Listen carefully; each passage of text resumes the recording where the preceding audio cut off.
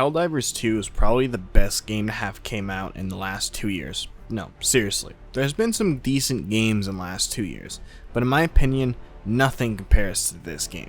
Helldivers 2 is a brand new PvE extraction shooter that heavily favors its co-op component. Sure, you can play the game by yourself, but you're gonna have one hell of a time. It's gonna be really fucking hard. So, best experience? Play with a friend. Which is great because we haven't had a proper co-op game in the last 5 or so years. At least on this scale. Companies nowadays just think of co-op as an afterthought. It's not something they focus on, nothing wants to do co-op. Everyone either wants to do some sort of battle royale or matchmaking competitive game that they can have some sort of battle pass in. So people buy and buy and buy. But that's obviously not what people want. And I would like to say that Call of Duty is the most guilty of doing this. They have completely lost touch with reality, and now they kind of just don't know what making a game is anymore. It's basically just a bunch of microtransactions held together with some game elements. And it's just not what we want. And this is where Helldivers 2 came in. Helldivers 2 is a live service game.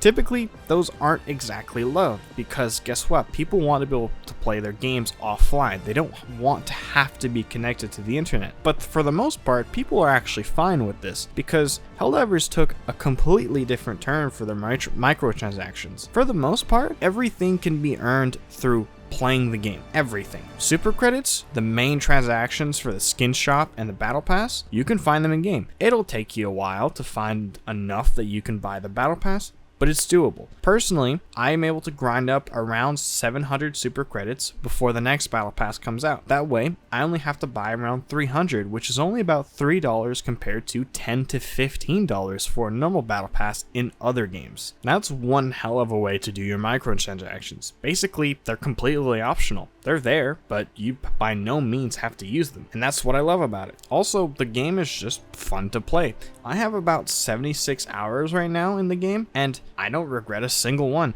I have had my fair share of bugs that ruined, the match and, made me rage quit, but I always come back. I haven't played another game that is just honestly so fun that no matter what ends up happening, I still want to play it. No matter if I die to the worst glitch I've ever seen in my life, like I've died to literally nothing before, just die. And even then, like that, and if I was playing another game, I would immediately quit and be like, yo, that sucks. I'm not playing that for like a couple of weeks. That, I just keep on going.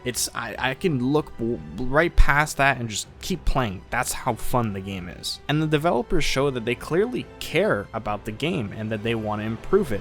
Sure, sometimes they give a response like, no, the game is meant to be that way, we're not changing that. But other times they're like, yeah, that makes sense. And it's what I love about the developers. Like, example, when something is changed in game because of a rework, best example I can give is the breaker. When the breaker's mag capacity was reduced, it was also accompanied by in-game lore reason. And that went something along the lines of, there's so many people using the breaker shotgun that we're running out of shotgun shells.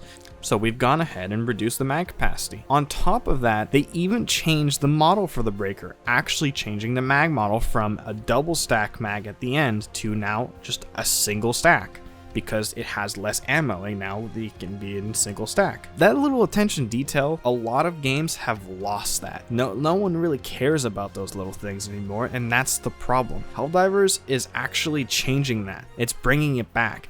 On top of that, the game isn't even a full price game. I'm in Canada, so it's about 50 Canadian dollars, but in the US, I think it's about 30 US dollars. I'm not too sure what the conversion is. And for that price, it's honestly quite insane. There's quite a bit of content in the game, with battle passes releasing every month or so instead of every 3 months. And on top of that, it doesn't matter if a new battle pass releases, because you can work on any battle pass you want at the same time. They're just all there, and you can just put your medals into whatever battle pass you decide. And that's a great system. Once again, why don't games do that more often? Why does COD not let you work on the battle pass that you want? And that's, of course, because, well, they want exclusivity.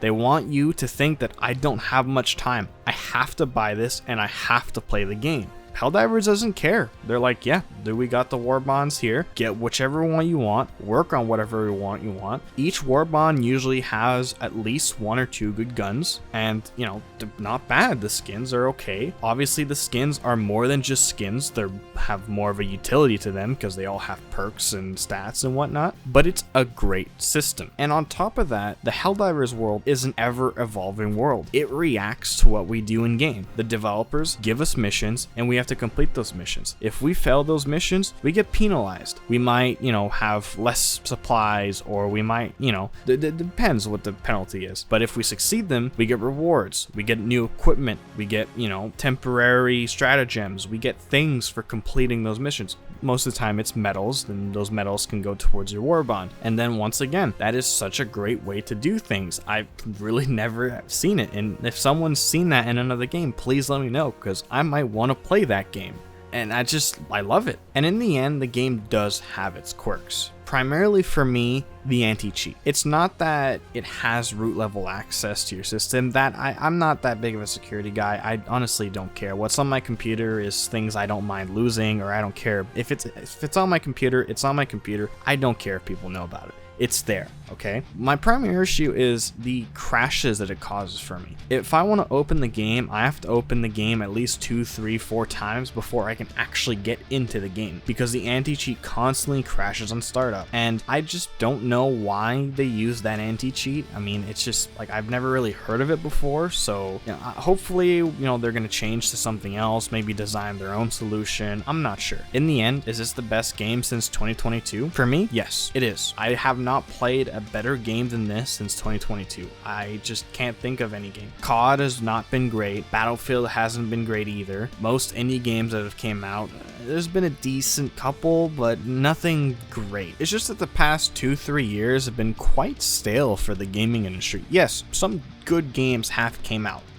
Baldur's Gate 3, Spider-Man 2. Yeah, some good games have came out. Like, those are good games. I haven't personally played the two, but I can't disagree that they're good. People clearly like them. But this is the first game that's came out for me that I feel like this is more accessible to other people, considering it's on, you know, PC. I know that Baldur's Gate 3 is also on PC, but Baldur's Gate 3 isn't something that a lot of people like to play, especially of my generation, you know, younger people. That's not typically something that we look at. We mostly play like action games, and like, yes, I'm not trying to speak, you know, broadly here, but it is true that a lot more people prefer to play action games than whatever that is. But like, in the end, it's just such a great game. I love Helldivers, and I'm very excited for its future and what it brings on. I'm really excited for them to bring on new factions, you know, all the Illuminate leaks that we've seen, and I think that's a great strategy for Arrowhead. They put everything into the game files beforehand, and that just gives us time to dig through the files and find things like, hey, look, here are all the Illuminate